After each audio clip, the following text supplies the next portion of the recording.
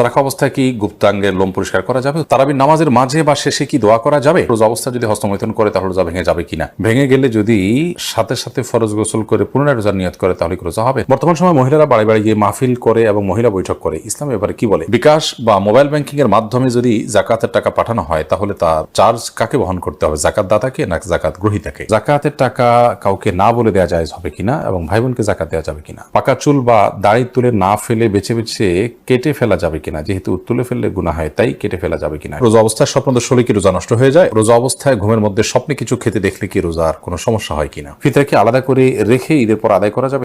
সর্বপ্রথম যে প্রশ্নটি আমি দেখতে পাচ্ছি সেটি হলো, রোজা অবস্থায় ঘুমের মধ্যে স্বপ্নে কিছু খেতে দেখলে কি রোজার কোনো সমস্যা হয় কিনা? রোজা অবস্থায় স্বপ্নে যদি আমরা কোনো কিছু খেতে দেখি তাতে আমাদের রোজার কোনো ক্ষতি হবে না। স্বপ্নে শুধু খেতে দেখা নয়, অন্য যাই দেখে না কেন, স্বপ্নে দেখা বিষয়গুলো যেহেতু বান্দার এখতিয়ারাধীন নয়, ইচ্ছাকৃত মানুষ স্বপ্নে দেখে না সাধারণত, যার কারণে এটার কোনো দায় বান্দাকে বহন করতে হবে না। বিধায় রোজা অবস্থায় স্বপ্নে আমরা যাই দেখি না কেন তার জন্য আমার রোজা ভঙ্গ হবে না। এরপর প্রশ্ন হলো, জাকাতের টাকা কাউকে না বলে দেওয়া যায় হবে কিনা এবং ভাই বোনকে জাকাত দেওয়া যাবে কিনা? ভাই বোন তারা যদি প্রাপ্তবয়স্ক হয়ে থাকে, অভাবী থাকে, জাকাতের হকদার থাকে, তাদেরকে অবশ্যই জাকাতের টাকা দেওয়া যাবে। জাকাতের টাকা দিয়ে তাদেরকে স্বাবলম্বীও করে দেওয়া যাবে এবং জাকাতের টাকা দেওয়ার সময় জাকাত যিনি নিচ্ছেন তাকে না বলেও দেওয়া যাবে। আপনি মনে মনে নিয়ত করলেন জাকাত দিচ্ছেন, তাকে বললেন যেটা আপনি খরচ করেন, আপনি নিয়ত করলেন জাকাত থেকে দিচ্ছেন, এটা যথেষ্ট হবে। তাকে বলে দেওয়াটা এটা আবশ্যক কোনো বিষয় নয়। রমজান মাসে গুনাহ মাপের আমল ও দোয়া কি জানালে উপকৃত হব? রমজান মাসে গুনাহ মাপের জন্য সবচেয়ে বেশি যে কাজটি করতে হবে তাহলে শিরক থেকে নিজেকে পরিচ্ছন্ন রাখতে হবে, মুক্ত রাখতে হবে এবং হিংসা, বিদ্বেষ, শত্রুতা, মানুষের প্রতি এগুলো থেকে নিজেকে মুক্ত রাখতে হবে। সেই সাথে আল্লাহ রাব্বুল আলামিনের কাছে কায়মুর বাক্যে দোয়া করে যেতে হবে। এটি হলো রমজান মাসে দোয়ার কবুলের এবং আল্লাহর কাছ থেকে ক্ষমা লাভের জন্য সবচেয়ে বড় মাধ্যম। এই বিষয়টি করতে হবে, অপরাধ থেকে, গুনাহ থেকে বেঁচে থাকার চেষ্টা করতে হবে। এরপরে প্রশ্ন হলো, রোজা অবস্থায় স্বপ্নদোষ হলে কি রোজা নষ্ট হয়ে যায়? উত্তর হলো না, রোজা অবস্থায় স্বপ্নদোষ হলে রোজা ভঙ্গ হয় না। একটু আগে আমরা বলেছি, স্বপ্নে যাই কিছু দেখুক মানুষ, তার জন্য বান্দাকে কোনো দায়বদ্ধতা বহন করতে হয় না। তবে স্বপ্নদোষের ফলে যদি বীর্যপাত হয়ে থাকে তার ফলে গোসল ফরজ ঠিকই হবে। এছাড়া স্বপ্নদোষের কারণে রোজা ভঙ্গ হবে না। বর্তমান সময় মহিলারা বাড়ি বাড়ি গিয়ে মাহফিল করে এবং মহিলা বৈঠক করে, ইসলাম এবারে কি বলে? মহিলাদের মধ্যে দিন প্রচারের কাজ, দাওয়াতের কাজ করতে পারেন, সেটা শরিয়ার সীমানার মধ্যে থেকে পর্দার বিধান মেনে অভিভাবকদের অনুমতি সাপেক্ষে এবং যদি তারা নিজের জায়গা থেকে তারা দাওয়াতের কাজ করতে পারেন, আজকাল মোবাইলে অনলাইনে বিভিন্ন করা যায়, সেক্ষেত্রেও যদি সীমালঙ্ঘন না হয় সেটি তারা করতে পারে না। অনেক মহিলারা এই জাতীয় তালিমের মধ্যে মাশগুল হয়ে নিজের সন্তান, স্বামী, সংসার এগুলো থেকে তারা অনেকটা উদাসীন হয়ে যান, যেটা অনুচিত। এক্ষেত্রে আমাদের ব্যালেন্স করতে হবে এবং সীমালঙ্ঘন করা যাবে না। দাওয়াতের কাজ বা ইসলাম প্রচারের কাজ পুরুষদের পাশাপাশি মহিলারাও করবেন, সেটা বলা বাহুল্য। মাজিদুল ইসলাম আপনি লিখেছেন, প্রবাসীদের ফিতরা আদায়ের বিধান কি? আমরা কি দেশের হিসাব করে ফিতরা আদায় করবো নাকি যেখানে থাকি ওই জায়গার হিসাবে দেওয়া লাগবে? আপনি যেখানে থাকেন সেখান থেকে হিসাব করে আপনি ফিতরা দিবেন। ফিতরা কি আলাদা করে রেখে ঈদের পর আদায় করা যাবে? না, ঈদের পর আদায় করলে ফিতরা আদায় হবে না, বরং ফিতরা আদায় করতে হবে ঈদের সালাতের আগে। নবী করিম সাল্লাল্লাহু আলাইহি ওয়াসাল্লাম বলেছেন, মানাদ্দাহা ক্বাবলা সালাহ, যে ব্যক্তি ঈদের আগে ফিতরা আদায় করবে ফাহিয়া মাকবুলা, তাহলে সেটা ফিতরা হিসেবে কবুল হবে।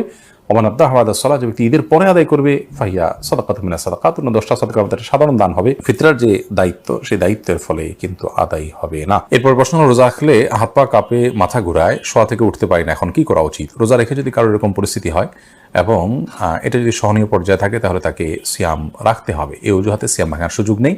আর যদি এটা চরম পর্যায়ে পৌঁছে যায় এবং কোনোভাবেই যদি এটা তারা করতে না পারেন, অর্থাৎ এই সিয়াম রাখতে গিয়ে তার মাথা ঘোরানো এবং হাত পা কাঁপা, এটা যদি চরম পর্যায়ে পৌঁছে, যেটা অসহনীয় পর্যায়ে এবং আশঙ্কা থাকে তার জীবনের উপরে, ডক্টর দেখানোর পর ডক্টরও যদি তাকে রেকমেন্ড করেন, যিনি সিয়ামের গুরুত্ব বুঝেন, এরকম ডক্টর, অভিজ্ঞ ডক্টর, তিনি যদি বলেন যে সিয়াম ভেঙে ফেলতে হবে, তাহলে সেক্ষেত্রে রোজা না রাখার সুযোগ আছে। কিন্তু সামান্য একটু শরীর খারাপ লাগছে, তখন তো রেস্ট করবেন, শুয়ে থাকবেন, কিন্তু রোজা ভাঙতে যাবেন না ঠুনকো অজুহাতে। এরপরে প্রশ্ন হলো, রোজা অবস্থা যদি হস্তমৈথুন করে তাহলে রোজা ভেঙে যাবে কিনা? ভেঙে গেলে যদি সাথে সাথে ফরজ গোসল করে পুনরায় রোজার নিয়ত করে তাহলে রোজা হবে না। এর ফলে রোজা আর জোড়া লাগবে না।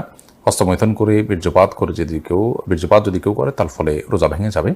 এই রোজা তাকে পরবর্তীতে রেখে দিতে হবে এবং এই রোজার ভাঙার ফলে তাকে কাফারাও আদায় করতে হবে। অর্থাৎ একটি রোজার কারণে তার একটা রোজা তো কাজা করতেই হবে, সাথে আরও 60টা রোজার টানা ধারাবাহিকভাবে বিরতিহীনভাবে রেখে দিতে হবে।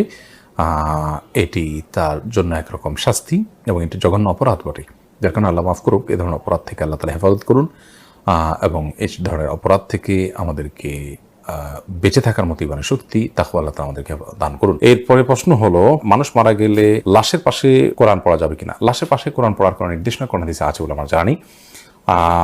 মৃত ব্যক্তিকে খুব দ্রুততার সাথে দাফন কাফনের ব্যবস্থা করতে হবে, গোসল দেওয়াতে হবে, তার জন্য আল্লাহর কাছে দোয়া করতে হবে, ইস্তেগফার করতে হবে, ক্ষমা প্রার্থনা করতে হবে। এটা হলো আমাদের করণীয়। তার পক্ষ থেকে দান সাদকা আমরা করতে পারি, কিন্তু তার লাশে পাশে বসে কোরআন তেলাওয়াতের কোনো ফজিলত নাই। কোরআন তো যারা তেলাওয়াত করবে তাদের লাভ, মৃত ব্যক্তিত্ব এটাতে কোনো লাভ হওয়ার কারণ নেই। এরপরের প্রশ্ন হলো, তারাবির নামাজের মাঝে বা শেষে কি দোয়া করা যাবে? দোয়া তো যে কোনো সময় করা যায়, সে অর্থে আপনি তারাবি সালাতের মাঝে অথবা শেষে আপনি আল্লাহর কাছে দোয়া করতেই পারেন, কিন্তু এটাকে সিস্টেম বানিয়ে নেওয়া যে 4 রাকাত পর পর দোয়া কিংবা শেষ হওয়ার পর সুনির্দিষ্ট একটি দোয়া গদবাদা হাত তুলে করা, এটিকে সিস্টেম বানিয়ে নেওয়াটা এটি বেদাতে পর্যবসিত হওয়ার আশঙ্কা আছে। শরীয়ত কোনো কিছু যদি নির্দেশ না করে সেটাকে শরীয়তের নির্দেশ মনে করে কিংবা সেটাকে শরীয়তের নির্দেশের মতো গুরুত্ব দিয়ে যদি কেউ আদায় করেন, তাহলে সেটাকে সওয়াবের কাজ, এই ইবাদতের পদ্ধতি বা নিয়ম যদি বানিয়ে নেন কেউ, তো সেটি বেদাতে পর্যবসিত হওয়ার সমূহ আশঙ্কা আছে।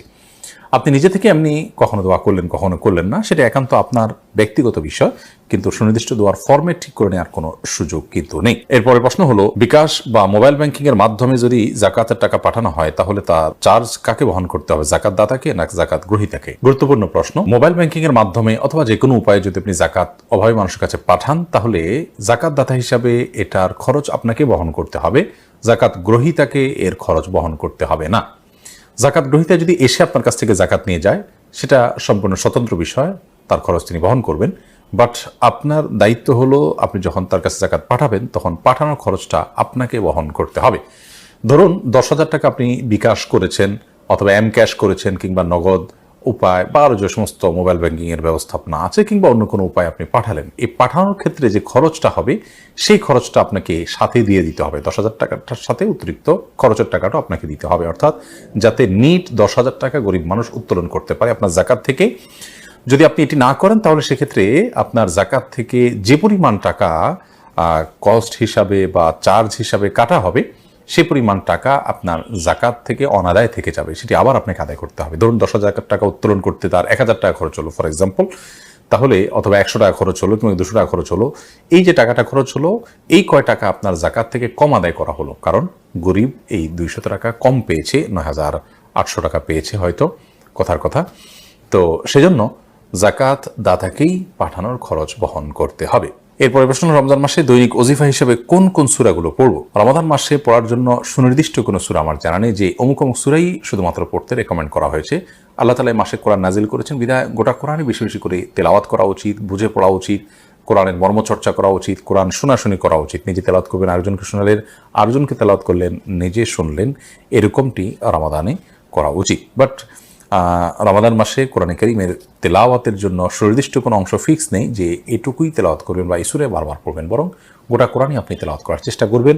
পুরো কোরআন যদি পড়ে শেষ করতে না পারেন, আপনি চেষ্টা করবেন কোরআনের মধ্যে থাকার, কোরআনের মধ্যে সেটা কোরআন পড়তে পড়তে আপনি মাঝামাঝি যান বা যতটুকু যান গেলেন, কিন্তু কোরআনকে আপনি পড়ে এবং কোরআনকে সময় দিয়ে আপনি রমজান কাটানোর চেষ্টা করবেন।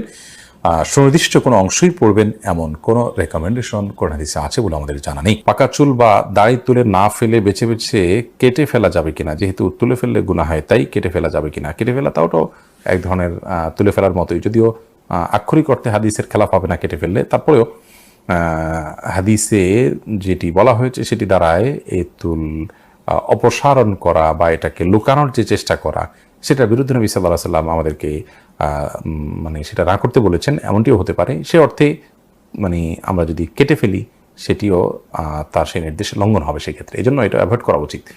এবং তিনি বিকল্প যেটি বলেছেন তা হলো যে আমরা যে কোনো কালার করতে পারি, কালো ছাড়া লাল ইত্যাদি কালার করতে পারি। একা একা নামাজ পড়ার ক্ষেত্রে সূরা তেলাওয়াত, সূরা কোরআন তেলাওয়াতের সময় ঠোঁট না নাড়িয়ে মনে মনে তেলাওয়াত করা যায় আছে কিনা? একা একা যখন আমরা সালাত আদায় করবো, তখন সূরা, কেরাত ইত্যাদি এগুলো আমাদেরকে ঠোঁট নাড়িয়ে তেলাওয়াত করতে হবে। মনে মনে তেলাওয়াত করলে সেটা তেলাওয়াত হিসাবে গণ্য হবে না, কোরআন পাঠ হিসাবে গণ্য হবে না। পাঠের জন্য অবশ্যই আমাদের ঠোঁট, জিহ্বা ইত্যাদি নড়তে হবে। এরপরের প্রশ্ন হলো, রোজা রাখা অবস্থায় কি গুপ্তাঙ্গের লোম পরিষ্কার করা যাবে? উত্তর হলো করা যাবে, কোনো অসুবিধা নাই, এর ফলে রোজার বা সিয়ামের কোনো ক্ষতি হবে না।